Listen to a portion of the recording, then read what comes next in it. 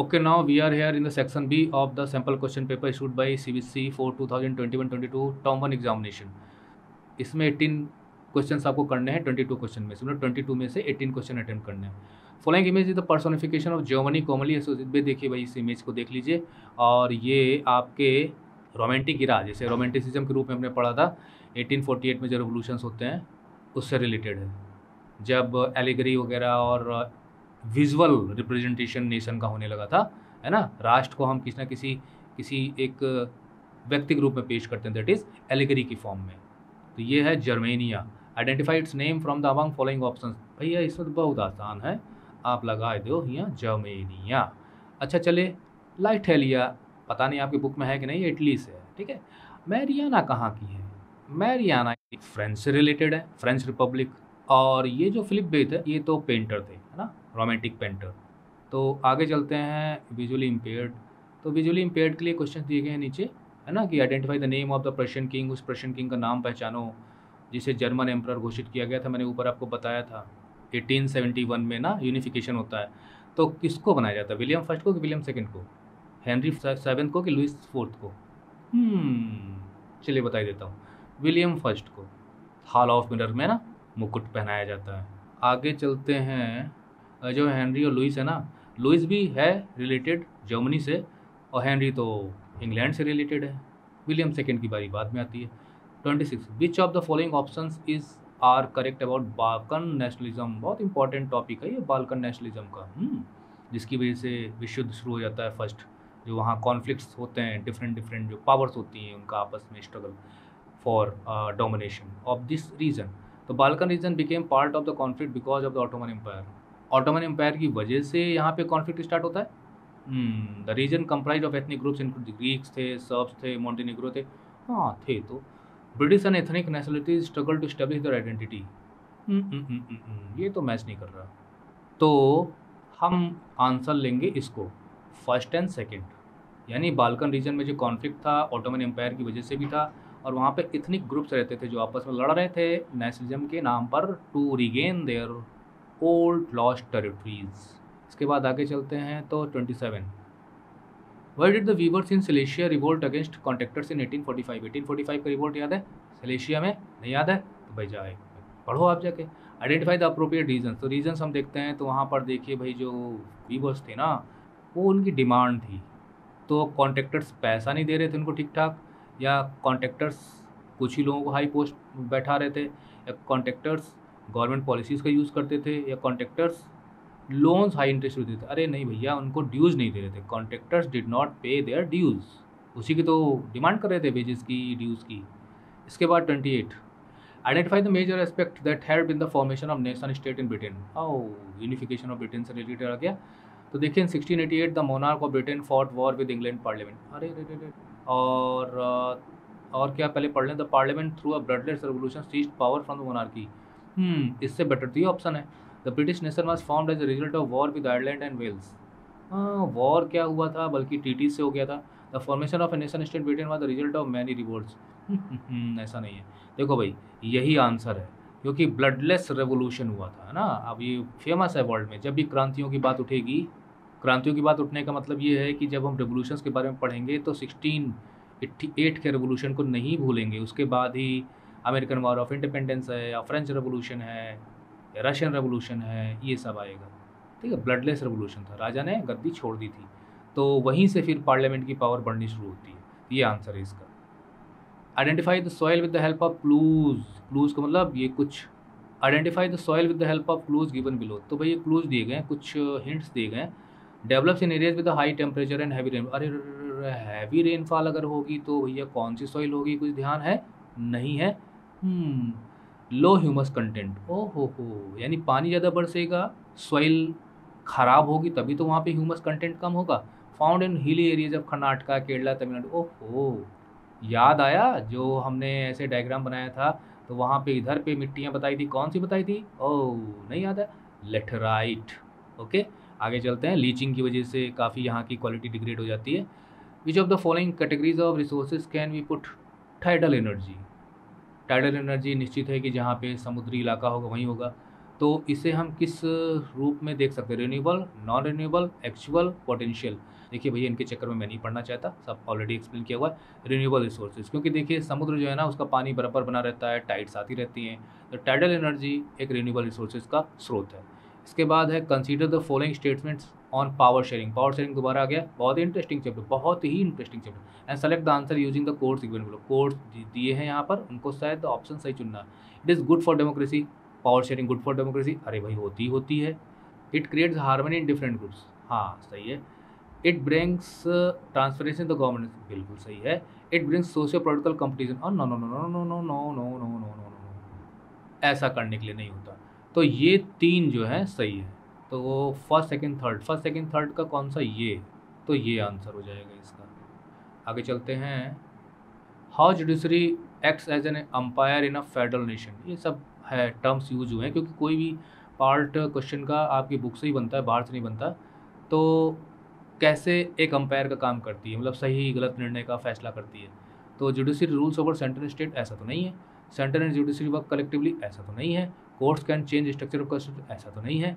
Courts use the power to interpret the constitution, yes this is the answer. Constitution की guardian होती है court, वो interpretation का हक सिर्फ उसी का है। ये कॉन्स्टिट्यूशन जो लिखा गया है उसके मीनिंग्स क्या है सिर्फ कोर्ट बताती है। इसके बाद है two statements are given in the question below assertion है। बच्चे कहते हैं बड़ी प्रॉब्लम होती है, मैं कहता हूँ बहुत इंटरेस्टिंग होता है। बस आपने एक्सप्लेनेशन को सुना हो जो हम लोगों ने किया हुआ, या कहीं से किसी भी वीडियो से ठीक से एक्सप्लेनेशन सुना जरूरी है। Read the statements and choose the appropriate option. तो स्टेटमेंट्स पढ़ें। सबसे पहले assertion, Sri Lanka adopted Sinhala as the only official language of the state. तो भाई ऐसा है कि ये तो सही है कि सिन्हाला को उन्होंने एक ऑफिशियल लैंग्वेज बना दिया था ओनली, यानी तमिल को डिसरिगार्ड कर रहे थे वो, तो ये सही है। रीज़न आर, उसका वजह दी गई है क्यों है। The government of Sri Lanka wanted to foster their culture, language and religion. देखिए होता क्या है, पहले मैं इनको अंडरलाइन कर दूं कि foster the culture, language and religion.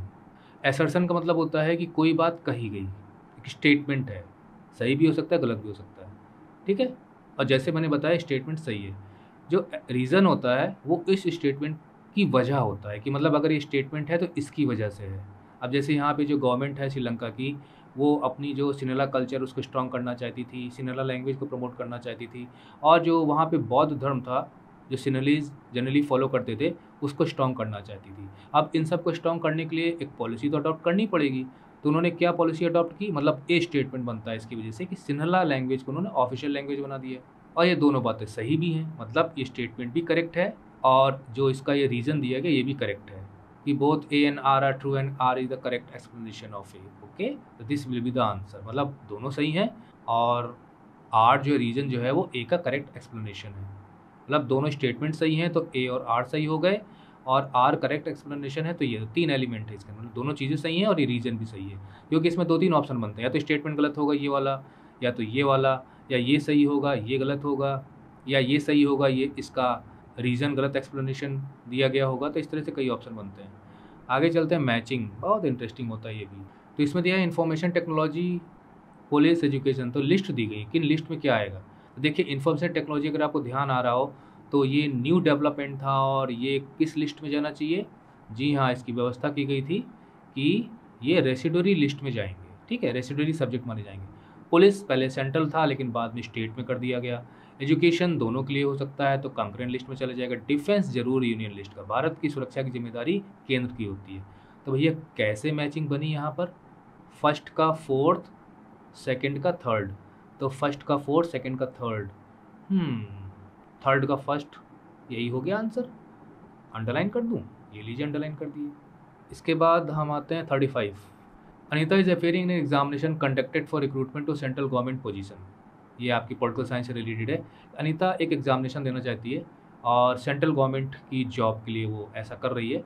तो वो कितने लैंग्वेजेस में, मतलब मेंशन जो 8 शेड्यूल में, जो हमारे यहाँ लैंग्वेजेस मेंशन है ना, शेड्यूल लैंग्वेजेस वो 8 शेड्यूल में है, तो कितने लैंग्वेजेस में उसको पेपर मिल सकता है। वो चुन सकती है कि भाई मुझे इस लैंग्वेज में पेपर देना, 18, 21, 22, 25।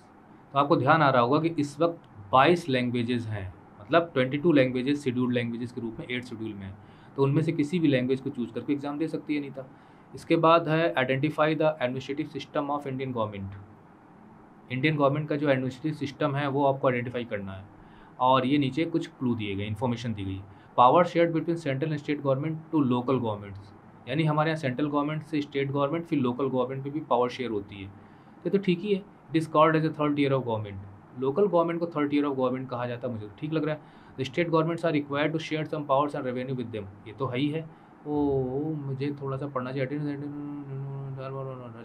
तो इसमें करना क्या है हमें कि ये जो व्यवस्था है ये किसके तहत आएगी, मतलब कि ये सिस्टम जो ऊपर दिया गया सिस्टम की पावर शेयरिंग सेंट्रल स्टेट और लोकल गवर्नमेंट के बीच में हो रही है, और थर्ड ईयर ऑफ गवर्नमेंट भी है, मतलब सेंट्रल गवर्नमेंट, स्टेट गवर्नमेंट और लोकल गवर्नमेंट, जिसे पंचायत सिस्टम भी हम कहते हैं, म्यूनिसिपल सिस्टम भी हम कहते हैं। तो थर्ड ईयर ऑफ गवर्नमेंट है, तो भैया इतनी सारी पावर शेयरिंग होगी तो आंसर बनाने में दिक्कत ही क्या है, फेडरल सिस्टम लगा दो ना। लेकिन डिसेंट्रलाइज भी हो सकता है, क्योंकि जो लोकल सेल्फ गवर्नमेंट है वो डिसेंट्रलाइजेशन का एग्जाम्पल है। अब कन्फ्यूजन क्रिएट हुआ, तो ऐसी स्थिति में थोड़ा सोचना चाहिए। तो भैया ये तो नहीं है, इसका होगा डिसेंट्रलाइज्ड सिस्टम, क्योंकि देखिए स्टेट और सेंट्रल गवर्नमेंट के बीच में जो डिवीज़न होता है, पावर का शेयरिंग होती है, वो तो फेडरल सिस्टम के तहत हम प्रॉपरली ला सकते हैं। लेकिन जो लोकल गवर्नमेंट है वो डिसेंट्रलाइज्ड सिस्टम का हिस्सा है। इसके बाद आते हैं हम, विच of the following options prove that India is a quasi federal state. Quasi federal state भी कहा जाता है इंडिया को, मतलब कंट्री, स्टेट मतलब कंट्री। तो इसका कारण ये है कि जो पावर्स हैं वो सेंटर की तरफ टिल्ट है, मतलब सेंटर को ज़्यादा पावर दी गई है। तो ये तो ऑप्शन सही नज़र आता है, power more power centre, residually subject to the centre, ये भी कहीं ना कहीं सेंटर को मजबूत करता है। Equal subject to centre state, no no no no. Currency and railways with centre, हाँ ये भी हम शामिल कर सकते हैं। तो ये तीसरा वाला रॉन्ग है। तो इसमें फर्स्ट, सेकंड एंड फोर्थ, तो फर्स्ट, सेकंड एंड फोर्थ, मुझे तो भैया यही आंसर सही लग रहा है। तो और आगे चलें, 38, identify the correct statement about theory of federalism in Indian country, मतलब भारत के फेडरलिज्म की कहानी से रिलेटेड। तो the constitution declared India as a union of states, हाँ बिल्कुल सही है। Sharing of power between union government state government, अरे बिल्कुल सही है। मतलब भारत का फेडरलिज्म घोषित करने के लिए मतलब कौन कौन से ऑप्शन यहाँ सही है। It is easy to make changes in this power sharing arrangement, no no no no no no not easy, ये तो रॉन्ग हो गया। The parliament can on its own change the arrangement, no no no no wrong हो गया। तो first और second match कर रहा है, तो भैया यही आंसर होना चाहिए। आपको कुछ और लगता है क्या, कमेंट बॉक्स में लिखना। आगे चलें, टू स्टेट्स आर गिवन, फिर आगे असर्शन भैया डायरेक्ट पढ़ लेते हैं। Human development Nations how much socio economic development कितना हुआ है, ह्यूमन डेवलपमेंट उसको अपने साथ लेके चलता है। अभी हमने ह्यूमन डेवलपमेंट इंडेक्स के बारे में पढ़ा था, ये बात सही है। तो और रीज़न क्या है इसका, हमने ऑलरेडी बताया। सर्सन रीजन वाले क्वेश्चन किस प्रकार से बनते हैं। Comparison of national income of two countries explains how development human development, wrong wrong wrong.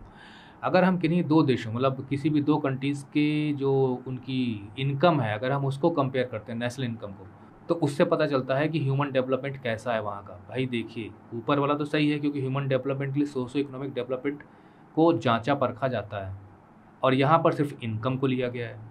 और हमने देखा था कि ह्यूमन डेवलपमेंट में जो एजुकेशन है, जो मेडिकल फैसिलिटीज़ हैं, यानी कि लाइफ एक्सपेक्टेंसी और इनकम तीनों को लिया जाता है।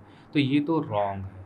तो आंसर क्या बनेगा, both A and R are true and R is the correct, no no no no, both A and R are true, no no no no no, A is true but R is false, ये बनेगा। Okay, ए सही है, are गलत है। जब are गलत है तो R is not the correct explanation, A आना मुश्किल है। इसके बाद चलते हैं, choose the correct option from the following, सीधा आ जाते हैं ना। कुरियर, ओ सेक्टर, कुरियर भैया मैन मेड है, सर्विस तो सर्विस सेक्टर में आ जाएगा। कहाँ चला गया सर्विस सेक्टर, टर्सरी सेक्टर में आ जाएगा। मैं इसको मैच करता हूँ, ये फिशरमैन प्राइमरी सेक्टर में आएगा, है ना, नेचर रिसोर्स यूज़ करते हैं। कारपेंटर भाई देखिए लकड़ी पे काम करता है लेकिन एक प्रोडक्ट बनाता है, सेकेंडरी सेक्टर में आ जाएगा। ट्रांसपोर्टर आ जाएगा टर्सरी सेक्टर में, यहाँ पे। दरअसल जो सेकेंडरी सेक्टर दो बन रहे हैं ना, किसी एक को इसमें लाना पड़ेगा, तो हम इसको यहाँ ले आते हैं, है ना, तभी जाके मैचिंग होगी। तो इसका आंसर क्या बनेगा, इसका तो ऑप्शन ही नहीं दिया गया है। फिर से क्वेश्चन पढ़ लेते हैं, चूज द करेक्ट ऑप्शन, मतलब करेक्ट ऑप्शन, ओहो इसमें से कौन सा सही है ये चूज़ करना है। तो देखिए कुरियर और टर्सरी सेक्टर दोनों मैच कर रहा है, बाकी मैच नहीं कर रहे हैं। देखिए ना क्रॉस बन रहा है, मतलब ये यहाँ जा रहा है तो वहाँ जा रहा है, तो यहाँ जा रहा है तो वहाँ जा रहा है। तो मैंने तो मैचिंग कर दी, जिससे आपको आइडिया मिल गया होगा और थोड़ा सेलिब्रेट हो गया कि कौन किस सेक्टर में जाएगा। लेकिन हमें सिर्फ इसमें एक ऑप्शन सही हो चुनना है, वो है ये वाला, यानी कुरियर को सही मैच किया गया है यहाँ पे टर्सरी सेक्टर से, बाकी का मैचिंग सही नहीं है। इसके बाद आते हैं, देखिए डेटा बेस्ड क्वेश्चन भी आपको मिलेंगे और बहुत अच्छा लगता है क्योंकि आपने मैथ पढ़ी हुई है। Read the following data information, मतलब यहाँ पे डेटा दिया गया है और ये कंट्रीज़ हैं, कंट्री ए है, कंट्री बी है, कंट्री सी है, और ये मतलब एक व्यक्ति, दूसरा व्यक्ति, तीसरा व्यक्ति, चौथा व्यक्ति, मतलब ये 4 लोग हो गए, 5 लोग हो गए और उनकी इनकम हो गई। और नीचे भी कुछ एक क्वेश्चन इससे बनाया गया है और ये आपका लिया गया है, पेज नंबर भी दिए गए हैं जो मार्किंग स्कीम है उसमें कि किस पेज से सब लिया गया है। ये आपकी इकोनॉमिक्स की बुक में पेज नंबर 24 से लिया गया है। तो अब इसमें रीता है, रीता का नाम लिया गया है, क्वेश्चन बनाया गया है कि आप कितना डेटा समझ पा रहे हैं इसके लिए। तो वो मल्टीनेशनल कंपनी में काम करती है, ट्रांसफ़र उसका होता रहता है डिफरेंट कंट्रीज़ में। अब की बार उसे अपॉर्चुनिटी मिली है कि वो खुद अपनी कंट्री चुने कि किस कंट्री में उसको ट्रांसफ़र कराना है। तो वो इस टेबल से स्टडी करती है कि वहाँ का इनकम, लोगों की इनकम कितनी है, कैसी है, और उसके बाद वो क्या करती है कि वो एवरेज इनकम निकालती है, मतलब तीनों देशों की। और उसके बाद एवरेज इनकम क्या होती है, पर कैपिटा इनकम, और उसके बाद फिर वो कंट्री ए को चुनती है। तो इसमें आपसे पूछा गया है कि वो कंट्री ए को क्यों चुनती है, उसका रीज़न क्या है। Most of its citizen are rich and stable, क्या यहाँ हर व्यक्ति बहुत ही धनी है और स्टेबल है, मतलब उसकी इनकम बराबर बनी रहती है, घटती बढ़ती नहीं है। Has most equitable distribution of income, हाँ ये भी बहुत इंपॉर्टेंट है कि वहाँ पे लोगों की जो इनकम है वो कमोबेश सबकी आसपास ही है, नियर है, बहुत ज़्यादा अंतर नहीं है इनकम में लोगों की। तो देखिए यहाँ पर आप देखिए तो ये जो कंट्री बी है ना, यहाँ पे लगभग सेम है। हाँ, तो अगर हम देखें इनको सबको, लोगों की इनकम ही, तो यहाँ पे देखिए कितना अंतर पाया जा रहा है। अगर हम सी को देखें तो यहाँ पे 5,000, किसी की 1,000, किसी की 15,000, किसी की 4,000, किसी की 25,000, काफ़ी अंतर है। अगर हम ए को देखें तो देखिए 9500, 9,500, 10,500, बहुत ज़्यादा अंतर नहीं है, 9,800, 10,000, 10,200। तो यहाँ पे लगभग सब लोग 9,000 से 10,000 के बीच में है, या आप कह सकते हो 9,500 से 10,200 के 10,500 के बीच में है, बहुत ज़्यादा अंतर नहीं है, सिर्फ 1,000 का अंतर आ रहा है। तो यहाँ पर एक इक्विटेबल डिस्ट्रीब्यूशन है, इनकम भी ठीक है और एक इक्विटेबल डिस्ट्रीब्यूशन है, यानी यहाँ के लोग ज़्यादा खुशहाल होंगे, अंतर नहीं है वहाँ की इनकम में, डिस्पैरिटी नहीं है। तो national income of its citizen is higher, यहाँ के लोगों की नेशनल इनकम हायर है। तो देखिए भाई ये भी तो एक कारण बन सकता है ना, जहाँ ज़्यादा इनकम होगी। लेकिन अब मान लीजिए कंट्री सी में चली जाए तो क्या पता उसको इतनी इनकम मिलेगी, इतनी इनकम मिलेगी, इतनी इनकम मिलेगी, खतरा बना रहेगा ना। Average income of its citizen lower, या यहाँ की एवरेज इनकम बहुत लोअर है, तो किस आधार पर उसने फैसला लिया होगा, ये बहुत ही सोचने वाला क्वेश्चन है। उस कंट्री में रहना ज़्यादा अच्छा है जहाँ पर लोगों में इक्वल डिस्ट्रीब्यूशन है, क्योंकि वहाँ पर लोगों में ज़्यादा अंतर नहीं होगा, तो लोग अमीर गरीब वाली बात वहाँ नहीं आ पाएगी। मेरे हिसाब से इसका आंसर होना चाहिए ये वाला, पहला वाला। Most of its citizens are rich and sorry गलत हो गया, has most equitable distribution of income. I would choose this answer, okay, this is better answer. और किसी भी कंट्री का यही एक गोल होना चाहिए कि इक्विटेबल डिस्ट्रीब्यूशन ऑफ इनकम। लेकिन यहाँ पे लोगों की इनकम भी अच्छी है प्लस अंतर भी कम है, और ऐसी कंट्री में कॉन्फ्लिक्ट नहीं होते। इसके बाद इकोनॉमिक कॉन्फ्लिक्ट नहीं होते। इसके बाद है Vijaya is undernourished as his weight is 45 kg। Undernourishment का एग्जाम्पल आ गया, और हाइट उसकी 1.78 मीटर्स है, मतलब कुपोषण का शिकार है। Find out body mass index, इनका बॉडी मास इंडेक्स निकालना। फॉर्मूला याद है, भूल गए भैया। जो वेट है, मतलब वेट है वो केजी में होना चाहिए, और जो हाइट है यानी हाइट वो मीटर स्क्वायर में होनी चाहिए, और उस हिसाब से अगर आप निकालोगे तो आंसर आपका बनेगा 12.6, मीन्स की 45 डिवाइडेड बाई 1.78 और इसका स्क्वायर। और आपको पता है कि अगर 18.5 के बिलो हो तो वो अंडर वेट कहलाएगा। आगे चलते हैं। A women works at a sweet shop in a village में काम करती है एक मिठाई की दुकान पर, और कॉन्ट्रैक्ट बेसिस पे काम करती है, मतलब परमानेंट जॉब नहीं है, और मीगर सैलरी, मतलब बहुत कम सैलरी मिलती है, और पूरे दिन बेचारी काम करती है। She does not get any holidays, कोई हॉलीडेज़ नहीं मिलते, पेड लीव नहीं मिलती, और उसका एम्प्लॉयर बल्कि उसकी सैलरी से कटौती भी करता रहता है, डिडक्ट्स, और जब वो काम पे नहीं आती, when she is absent from work. Oh, unorganised sector की बात है ये। Find out in which one of the following sector she is working. बहुत आसान है, अनऑर्गेनाइज सेक्टर, क्योंकि ऑर्गेनाइज सेक्टर में बेनिफिट्स मिलते हैं। ओह, मैंने गलत लगा दिया जल्दबाजी में, इसका आंसर होगा अनऑर्गेनाइज सेक्टर। आप भी जल्दबाजी में गलत मत करिएगा। कुछ केसेस ऐसे निकल आते हैं कि सर ये मैं बस पता नहीं जल्दी में कर दिया सर, आंसर मुझे पता था, मैंने दूसरी जगह लगा दिया। चलिए आगे चलते हैं। According to 2017-2018 data, the share of different sectors in employment. तो मैंने कितनी बार आपको बताया कि भाई हमारे यहाँ जो इनकम में जो कंट्रीब्यूशन है वो टर्शियरी सेक्टर का सबसे ज़्यादा है, और एम्प्लॉयमेंट में जो कंट्रीब्यूशन है वो प्राइमरी सेक्टर का सबसे ज़्यादा है, यानी एग्रीकल्चर सेक्टर का। और यहाँ पे एम्प्लॉयमेंट का डेटा दिया गया है। ओके, तो एम्प्लॉयमेंट में प्राइमरी सेक्टर तो सबसे आगे रहेगा ही। अब इसमें क्वेश्चन ये पूछा गया है कि आउट ऑफ 3 सेक्टर्स, इन तीनों सेक्टर्स में why did the ratio of employment primary sector high, तो प्राइमरी सेक्टर में ये रेशियो हाई क्यों है। अब ये सब बहुत ही कंसेप्चुअल चीज़ें हैं जो मैंने आपको एक्सप्लेन की हुई हैं।